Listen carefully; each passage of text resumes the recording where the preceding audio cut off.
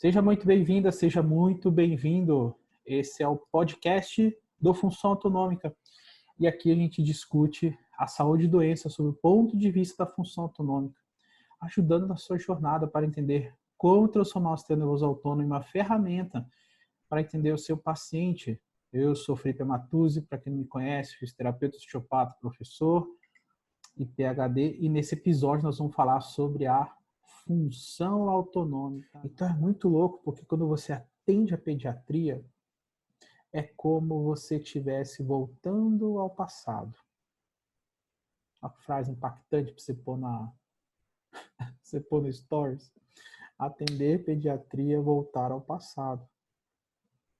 E sabe por que eu falo isso?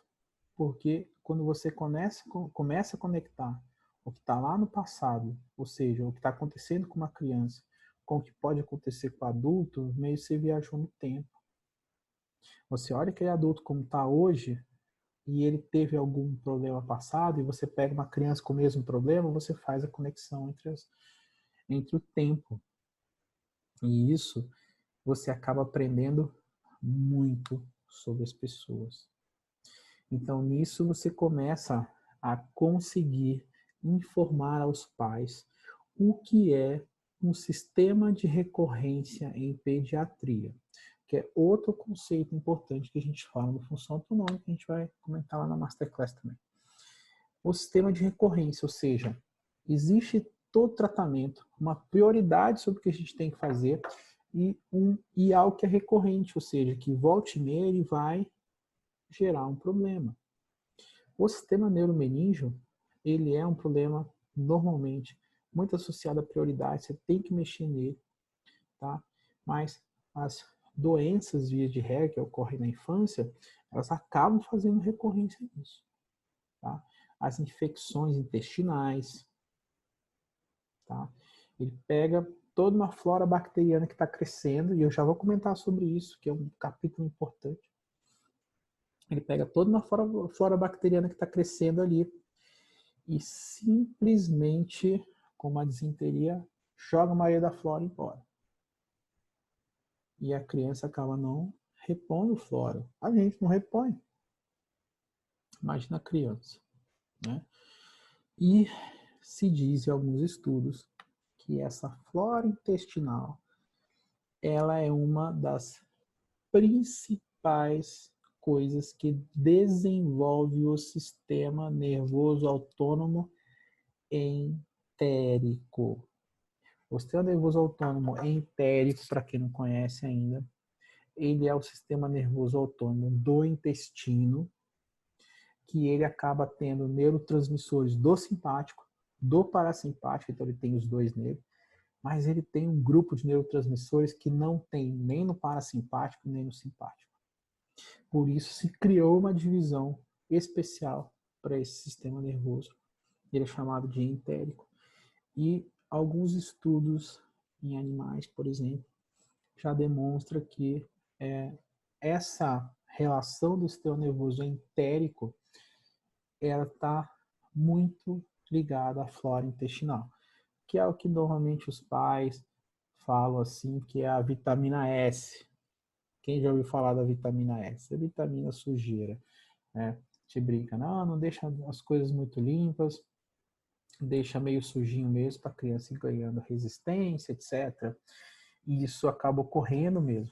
E esse desenvolvimento do sistema nervoso entérico é uma coisa muito interessante. Porque, olha só, uma das entradas autonômicas principais que nós temos, e isso é muito difícil mensurar, isso eu não coloco nem no curso online, tá isso. Então, essa aqui é informação que quem já fez o curso não teve lá, porque não tem muita evidência disso. A gente está desenvolvendo ainda técnicas para isso. Mas é o estímulo da entrada vagal por uma, por uma técnica que faça um estiramento do intestino. Então, assim, toda vez que você estira o intestino, se envia, né, uma mensagem aos centros superiores e a resposta normalmente é uma entrada vagal. Isso é bem interessante, porque a gente começa a pensar, né, em como o vago pode ser um anti-inflamatório potente, existe essa relação já, e ela já é comprovada, tá? Principalmente em estudos em cardiologia, mas se tem pouco estudo dizendo como que a gente aumenta essa entrada vagal sem ser coreoestimulação. Então, tem umas teorias muito loucas que eu mexo aqui na base do crânio, eu abro o forame jugular, né, bota aspas nisso, e eu tenho um incremento vagal e normalmente isso não ocorre. Tá? Não é assim que a coisa funciona. Enfim. Mas existe, então, nas crianças, uma preocupação muito grande também com o que ela vai comer. Então, vamos lá. Saindo da primeira infância, indo para a segunda infância, né? Dos fetos, gestação, bebê, nasceu, sistema neuromeníngeo muito importante, tarará, tarará, tarará, desenvolvimento do neurocrânio, etc. Chegando na primeira infância, desenvolvimento do intestino, muito importante. Criança brincar, se sujar, nanará, e estar muito atento às diarreias, muito atento às diarreias, tá? Porque isso, em geral, precisa ser reposto depois, porque envolve uma entrada aí da flora, e a flora ajuda a desenvolver o sistema nervoso entérico, e o sistema nervoso entérico é um dos potentes estimuladores na entrada vagal.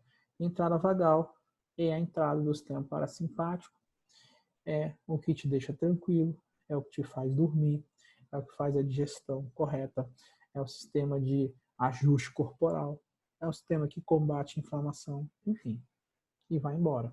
Então, muitas pessoas, elas durante esse desenvolvimento, elas não conseguiram desenvolver o sistema nervoso autônomo da maneira como deveria. E aí, quando você não entende essas coisas, você simplesmente acha que a pessoa que você está atendendo, ela é uma reprodução do livro que você estudou ou do desenho anatômico que você aprendeu, não funciona. Então, assim, sinto me informar. Mas se você não entende isso, você se frustra. Porque você, às vezes, faz um curso bacana, as técnicas realmente são bacanas, você tem, digamos, o entendimento do processo, soube examinar, mas você não tem esse know-how de antes. Então, isso, por exemplo, é alguns dos casos em que cronificam os problemas. A pessoa não desenvolveu o sistema como deveria. E aí a estrutura não é adequada. Então, aquela pessoa que tem uma estrutura que não responde tão bem, ela precisa cuidar do meio ambiente dela. Tem pessoas assim, ó, que tem um dos trabalhos mais estressantes do mundo, cara, vive super bem, lida bem com isso. E agora vai ter pessoas que não. Tem pessoas que ganham bem, que assim, que assado, uma vida razoavelmente boa ali, mas que as reservas são baixas, ela não tem capacidade de fazer com que o corpo responda às situações. Simples assim. Tá? Então, isso acontece durante o desenvolvimento. Isso acontece durante o desenvolvimento. Tá? Então, existe uma relação, óbvia, muito importante com, vamos dizer assim, o software que você dá para a criança, quer dizer, a educação, as crenças, etc. Tudo isso. Mas existe, paralelo a isso, um corpo que tem que se desenvolver junto. E se esse corpo se desenvolve de uma maneira assim, ruim, por melhor que seja a cabeça da pessoa, o corpo não reage, o corpo não comanda isso. Então, essa primeira infância, até os 5, 6 anos mais ou menos, tem que ter muito cuidado com as doenças infecciosas. tem que o crânio está crescendo direitinho, os dentes estão saindo bem, tá? A criança vai ser provada do sistema imune, quer dizer, volte e meia ela vai estar gripadinha, e isso faz com que o sistema neuromeníngeo entre em recorrência por conta do sistema imune, né?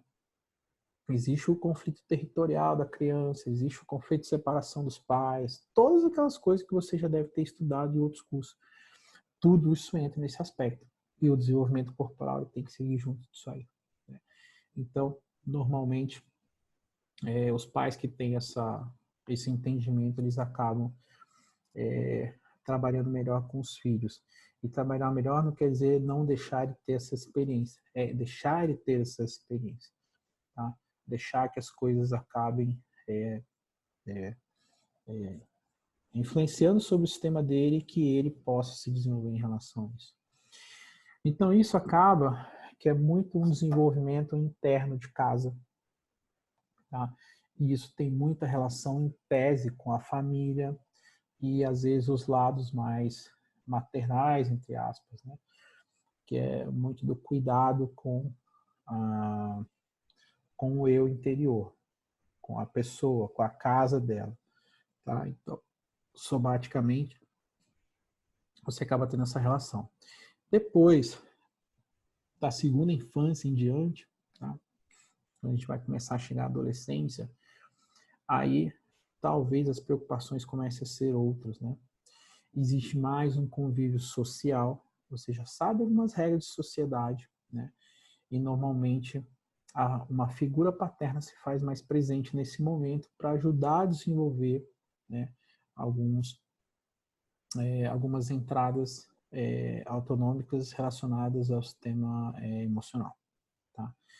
Então, normalmente é uma figura paterna que vai fazer, digamos assim, a apresentação do filho à sociedade. Então, pais, levem os filhos na escola, busquem as filhas na escola, pegue na mão, leve, converse com a professora, tá? Gaste tempo, entre aspas, com seu filho, principalmente nas questões sociais, tá? Ah, vai levar na casa do amigo? Vai lá você, leva. Vai lá você, busca. Cara, se você for ser pai, você vai ter que ter trabalho, tá? Então, a vida não é a mesma mais. E você vai ter que ter um comprometimento com isso, com o seu filho. E agora que você sabe disso, você não pode de saber mais. Dançou. Ninguém mandou estar nessa live. Agora que você sabe, que você viu essa informação, você não pode voltar atrás mais. Você sabe. Agora é negligência. Você tem que fazer isso por ele. Você tem que dar noções sociais. E muitas das vezes é você que tem que dar isso. O teu filho se comporta mal em sociedade, você tem que ensiná-lo como se comportar. A figura paterna tem muito isso. A figura materna é muito no trato com as pessoas. O amor, como que ele desenvolve isso. Então, isso é uma figura muito materna. A gente sabe que tem casos de mães que criam os filhos sozinhos, que pais criam os filhos sozinhos, mas uma figura que represente isso é importante que a criança tenha, tá? Principalmente na segunda infância, que é esse desenvolvimento. Em termos corporais, pensando em segunda infância, vai começar um novo pico de hormônio do crescimento, tá? E esse pico de hormônio do crescimento, a partir dos 10, 11 anos, ele começa a se associar com um pico de hormônios sexuais secundários, tá? Dos hormônios sexuais secundários começa a vir a adolescência. E nesse momento, dá-se o estirão. E, cara, pausa para isso. O estirão do crescimento dá muito problema. Eu não sei quem de vocês, assim, trabalha muito com adolescente, etc. Mas estirão do crescimento dá muito problema. Principalmente quem tem o sistema neuromeníngeo ruim. Por quê? Vamos lá. Quem de vocês já ouviu falar que a medula vai até L2 só? Todos vocês. Basicamente, você sabe que o nível medular vai até L2, depois vira a cauda equina lá embaixo. Porque há uma diferença do tamanho do sistema esquelético, do tamanho do sistema neuromeníngeo e do tamanho do sistema neural. Tem uma diferença disso aí mesmo. Então, muitos casos, você vai ter pessoas com encurtamentos crônicos, tá? Você vai ter casos de pessoas em que tem uma flexibilidade muito ruim desde sempre, e aí não adianta, você faz alongamento, você faz o diabo 4 que for. É por conta dessa, entre aspas, proteção que teve a esses dois sistemas. O sistema ósseo, gente, ele cresce muito mais rápido que o músculo esquelético. Então, dentro do sistema músculo esquelético, que é um dos sistemas que a gente trabalha muito lá no Função, existe uma diferença entre crescimento. Então, cresce o osso e o músculo simplesmente não acompanha. Quando o músculo simplesmente não acompanha, cara, o que acontece? Encurtamentos crônicos. Encurtamentos crônicos. Você simplesmente não consegue estar alongando mais o músculo. E é assim que ocorre. Tá? Então, você não cria, digamos assim, as fibras musculares em paralelas necessárias para que você tenha um alongamento. E aí não adianta. Aquela pessoa vai ter aquele encurtamentão, disco-tibiais, famoso, para sempre. Tá? E encurtamento de disco-tibiais tem muita relação com o sistema neuromeninge. Né? Então, no desenvolvimento ali, acaba sendo muito importante. E outra coisa, quando começam os hormônios sexuais secundários, olha o que acontece. Começa a nascer, né, as mamas nas meninas e elas começam a adotar posturas em que o tendão central acaba ficando problemático. Agora imagina a pessoa já ter uma postura toda errada e dar o estirão no crescimento assim. Como é que arruma isso? Não arruma, percebe? É muito mais complicado. É muito mais complicado. E aí é outra coisa assim que não me entra na cabeça. Tá? Não me entra na cabeça. Que é você pegar um sistema complexo envolvendo sistema musculoesquelético, tendão, músculo, nervo, fáscia, sangue, artéria, veia, sistema linfático, pele, enfim, tudo isso junto. Cara, aí você acha que você bota uma posição de alongamento e está alongando só o músculo. Cara, isso é muito, muito basiquetes, velho. Na boa. Você acaba, assim, sendo até pueril. Tá? Achando que vai, vou alongar o músculo e vai ficar bom. Gente, sério. Não, sério. Por favor, não ache mais isso. Simplesmente não ache mais isso. Existe um controle hierárquico por que o músculo tem que ficar daquele jeito. E se você não bate nos controles hierárquicos dos músculos terem que ficar daquele jeito, a coisa não anda. Simplesmente não anda. Tá? Então, muito mais do que só alongar, e não quer dizer que não tem que fazer, tem que fazer, tá? Porque é um dos processos, você tem que estar ajustado com o metabolismo. Aí, para você ganhar massa magra, ficar fortão, você precisa suplementar, né? Para que o músculo cresça. Ganhe fibras em paralelo, aí você malha excêntrico e beleza, faz lá o que tem que fazer. Mas para alongar, ganhar a fibra, você não tem zero de suplemento, não tem nada. Como é que ganha? É que estica? É tipo papel, ó, propaganda. É um papel que você estica, ele fica mais compridão assim, simples assim. É um elástico. São células vivas ali dentro. E toda vez que você estica uma célula, ocorre um monte de processo dentro dela.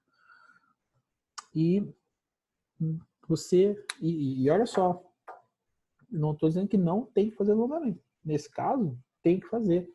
Eu mando os meus adolescentes, os teenagers que vão lá na consulta, e normalmente o teenager vai sempre com a mãe, e ele nunca vai porque ele quer, ele vai obrigado, né? Ele quer ficar naquela posição, ele não conversa com você, a mãe que responde, né?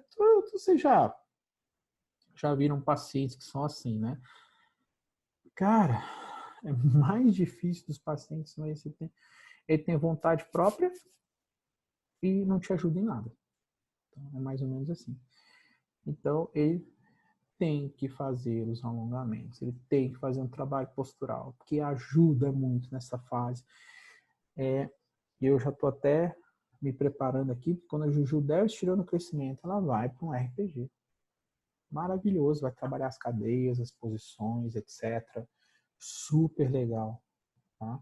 Eu entendo muito pouco de RPG, a ideia não é jogar o mérito nem nada, mas assim, os meus pacientes adolescentes que estão com os hormônios estourando, tá crescendo, cara, você estimula aquela cadeia a estar trabalhando junto com o crescimento, é muito mais harmônico.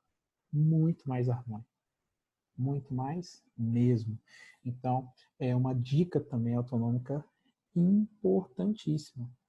Estirando o crescimento, tem que verificar como está o alongamento dessas crianças.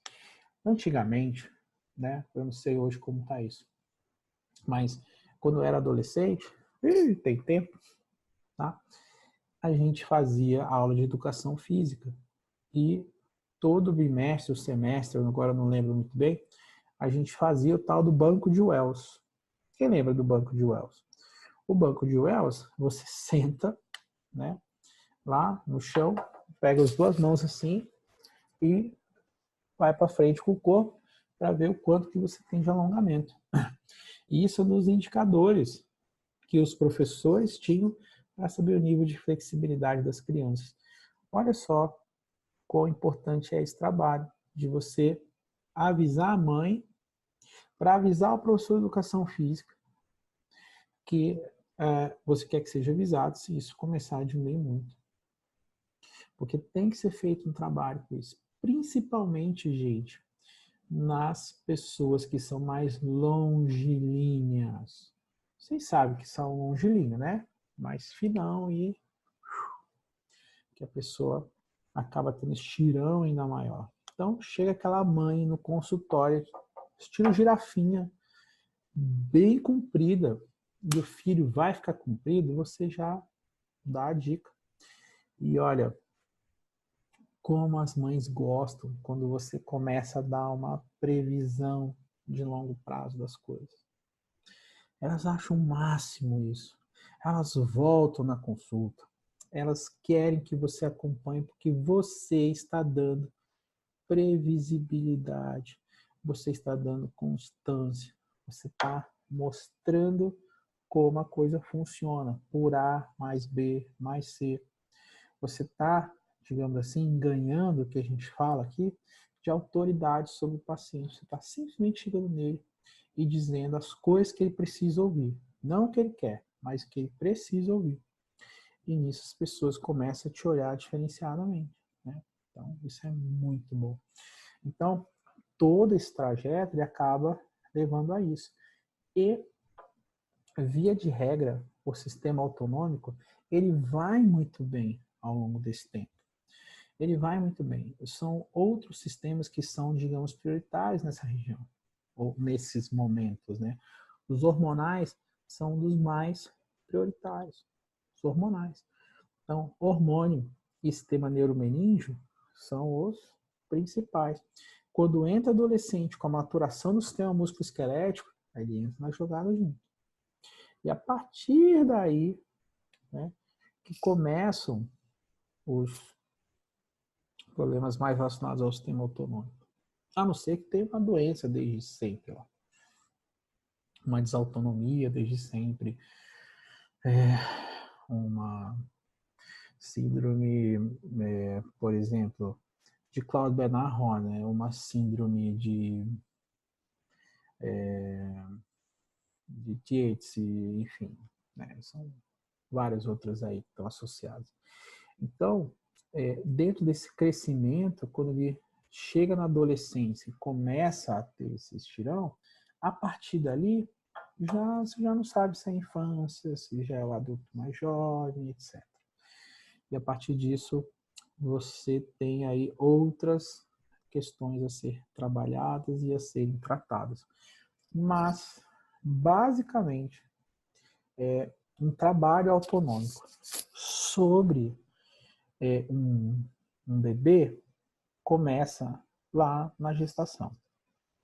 Começa lá na gestação.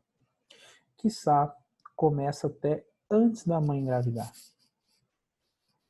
Pois é, eu atendo várias pacientes e que eu tive o privilégio, e é o privilégio mesmo, de atendê-las enquanto elas eram solteiras ainda, elas casarem, elas terem filho, e é muito legal, que eu pude meio que como ensinar várias coisas, né, de como funciona alguma dessas regras biológicas, né, sobre escolha do parto, né, sobre como algumas questões da gestação seriam importantes, que tipo de exercício seria o melhor, né, como ajudar na questão de dormir dos filhos, né, como que esse desenvolvimento ele é importante. E muito no sentido sem colocar, digamos, opiniões muito próprias, assim, né? Porque quando a gente fala sobre criança, a gente tem que ter muito cuidado, gente. Se você não é pai, assim, é um grande problema para você, tá? Você que atende criança e não é pai nem mãe, você perde uma autoridade inata que você tem. Você perde o exemplo da sua casa. Então, eu dou inúmeros exemplos da minha casa com os meus filhos. Eu dei exemplo da Juju, eu trabalhei com ela, por exemplo, toda essa questão da dentição. O Eduardo tem um problema de sistema neuromeningeo. Ele tem um probleminha, tá? Ele tem um crânio, assim, muito rígido. A gente trabalha com ele. Ele tem um leve nistagmozinho, né? Aqui, ele para focar, ele faz assim, sabe, olhar 43, assim? Aquele assim, meio de lado. A gente entrega a idade nisso. Mas é aquele olhar assim. E eu até faço uma piadinha, né? Eu falo, nossa, meu filho olha assim, as meninas devem achar bonito. Não sei se a gente arruma isso ou deixa isso assim. Enfim. Então, eu tenho história para contar disso aqui, de crianças. E não só de atender, tá? Porque é muito diferente, né? Vocês que um dia forem pais ou mães, vocês vão ver que depois que você for pai ou mãe, tiver essa oportunidade, você vai ser ainda melhor terapeuta porque você tem essa experiência, né?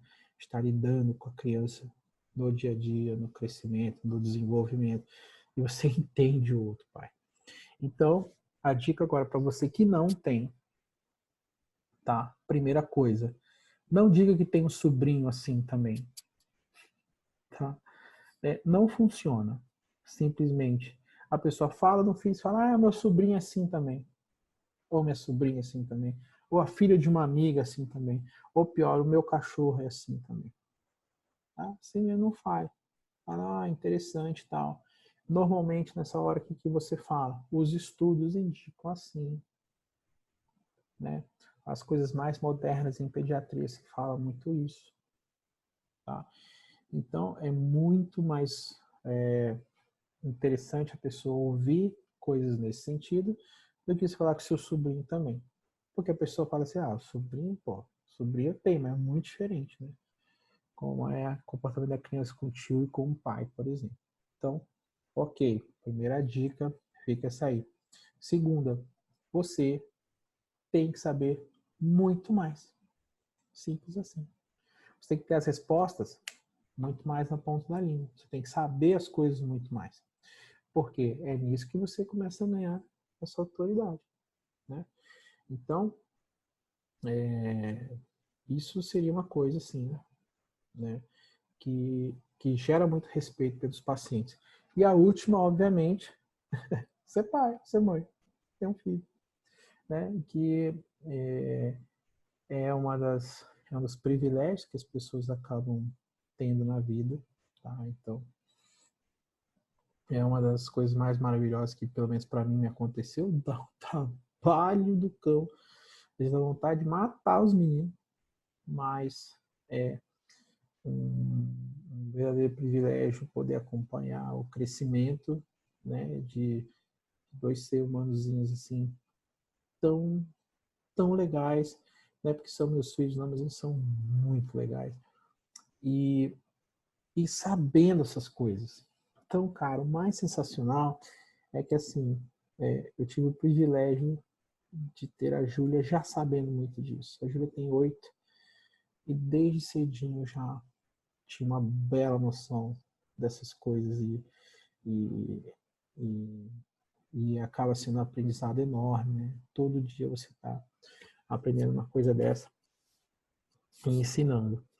E meio que assim, para a gente ir para a retinha final, eu quero contar uma história muito legal. Um dia eu estava no shopping, né, com a Júlia, o Edu e a Raquel, minha esposa, aqui no Parque Shopping, em Brasília, e a Júlia ama aquele Dunkin' Donuts. Vocês conhecem, né? Aquelas rosquinhas lá, não sei o quê. E eu costumava gostar mais, hoje eu gosto menos disso. Enfim, fui lá comprar para ela, fui tomar um café, né? E eu estava na fila para comprar e de repente a minha esposa me chamou, eu olhei para trás. Quando eu olhei para trás, a minha filha ficou na minha frente e simplesmente me falou: "Papai, me pega", e me deu um pulo e tentou me abraçar. E nisso que ela me deu um pulo e tentou me abraçar, eu estava virado de costas para ela e simplesmente não vi. E ela caiu no chão com a bunda e com a cabeça. E aí, pessoal? O que você pensa nisso? Na hora, você pensa num problema crânio-sacro. Na hora. E ela começou a chorar, começou a chorar, começou a chorar. E aí eu peguei ela no colo: "Ô, minha filha, como é que você se joga assim?" Peguei ela, uma das mãos no sacro, encaixadinha assim, né? E outra mão no crânio. Já abracei ela aqui e já fui testando a dura mater dela, levando, andando com ela pelo shopping, acalmando aqui, ó. Testando e devagarinho ela já foi normalizando, normalizando. E aí, uma dessas coisas emocionantes da vida, que você atendeu o seu filho. E à medida que foi normalizando isso, ela foi falando assim: "Nossa, pai, tá melhor." Eu falei: "Nossa, cara, que sensacional, né?" Porque você faz nos outros, mas assim, fazer no seu é muito diferente, né? E aí, claro, ela acaba aprendendo um pouco disso. Aí, bem no final do ano agora, no colégio, ela estava jogando lá, queimada, isso daqui no Marista, aqui no Brasil. Ela caiu de bunda no chão. Não bateu a cabeça dessa vez. Aí, minha esposa que pegou ela na escola, aí quando ela chegou em casa, ela com a mão assim no saco, assim: "Papai, você tem que dar uma olhada no meu saco, porque eu caí de bumbum. Deve estar tudo bloqueado aqui dentro." Então, quer dizer, isso é um pouco da cultura que a gente tem que passar para as nossas crianças agora. A gente tem que ser verdadeiros propagadores, né, dessas informações. E mesmo que a gente não tenha o domínio das técnicas, tá? A gente tem que ser divulgadores de saúde em relação a isso. Então, você com certeza conhece alguém que sabe, recomenda a pessoa para ir. E se você puder, vá junto na consulta, que você acaba aprendendo. Então a pessoa se sente lisonjeada, né? Poxa, ele recomendou para eu ir, tirou um tempinho para ir junto. Quer dizer, isso é muito legal quando eu recebo aluno e o paciente, é super bacana, principalmente quando é de fora, né? Eu já posso dar algumas orientações, etc. Enfim. Então, pessoal, a ideia era tentar, de uma forma muito simples, tentar fazer uma linha do tempo, tá? Em relação aí a como você pode estar trabalhando em relação à pediatria, né? E como você pode estar relacionando essas coisas. Muito bem. E aqui nós vamos finalizando o nosso conteúdo de hoje, do podcast do Função Autonômica. Eu sou Felipe Abatuzzi, fisioterapeuta, osteopata, professor e PhD, e aqui nós discutimos a sua jornada para entender como transformar o seu nervoso autônomo em uma ferramenta para entender o paciente. E no próximo episódio, a gente se vê